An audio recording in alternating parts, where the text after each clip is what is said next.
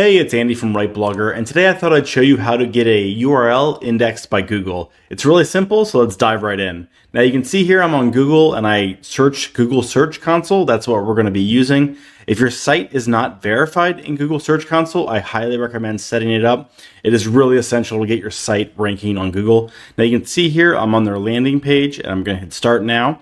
Now I already have my site in Google, so I'm already logged in here. And on the top left, if you click this, you can go through the sites you have in Google Search Console, just in case you have multiple sites and you want to be in the specific one that you want to submit the URL for.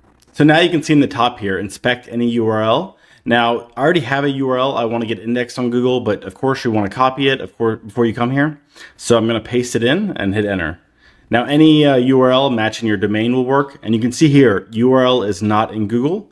And you can click this button right here, request indexing, and it'll take a minute or two and it'll actually instantly index your URL in Google. So it's really as easy as that. Now, if you don't want to be doing this for every URL, I highly recommend submitting a sitemap. And I'm going to show you real quick how to submit a sitemap in Google Search Console. So you can see here it finished and its index has been requested. So it's going to be working on indexing that, as you can see over here. Now, let me show you the sitemap part. You go over here to indexing and go to sitemaps. And right now I don't have a sitemap because we're not using WordPress on this site. But if you're using a CMS, you likely already have a sitemap made.